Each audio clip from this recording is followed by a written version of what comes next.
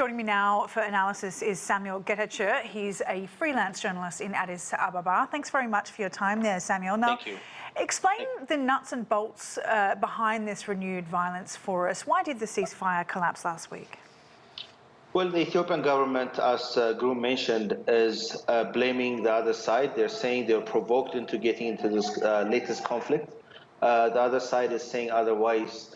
But I have to tell you the fact that many people are being affected as a result. We've seen images, videos, residents running away from areas that are to be occupied, let's say, by the TPLF forces, which the Ethiopian government has declared as a terrorist organization.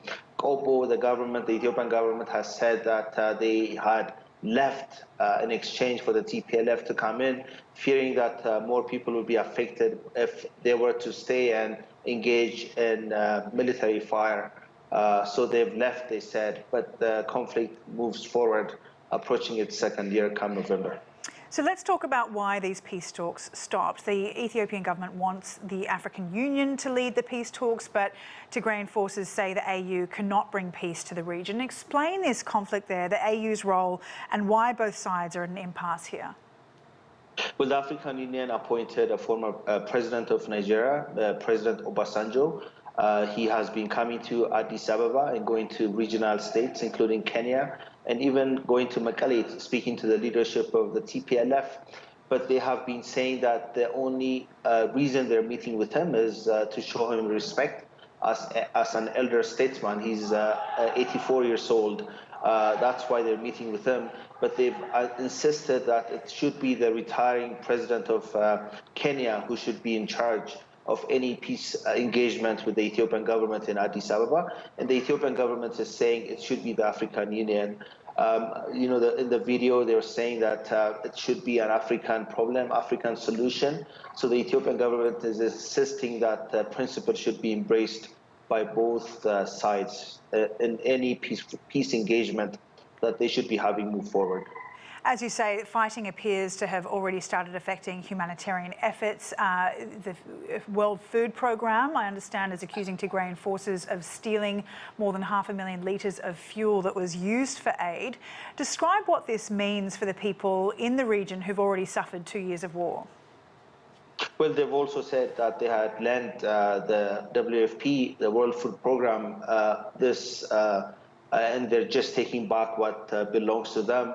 But again, the United Nations is saying that half of the population of Tigray is facing famine, which in the last 30 years has been defining this country.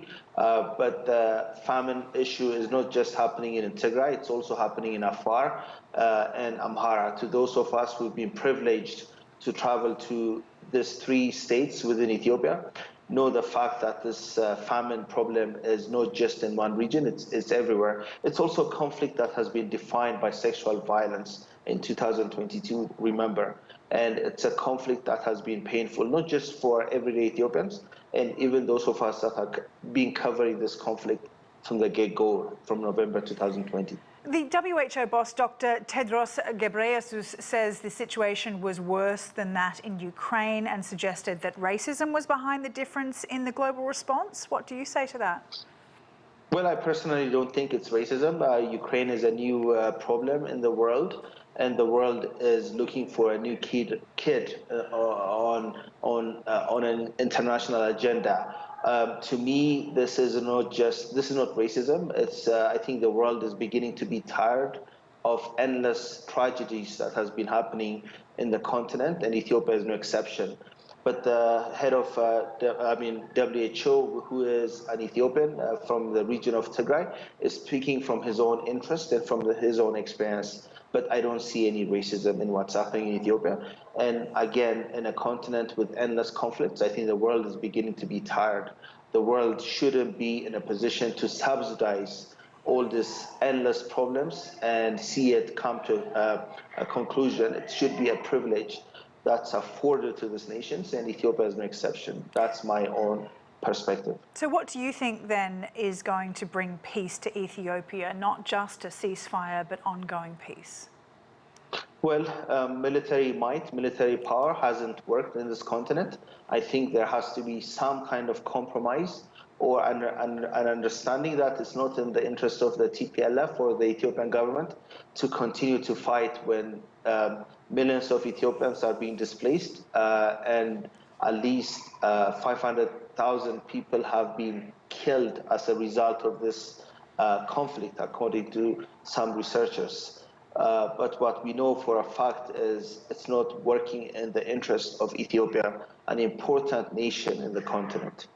All right, Samuel, really appreciate your insight. Thank you for that. Samuel Getachew for us, freelance journalist in Addis Ababa.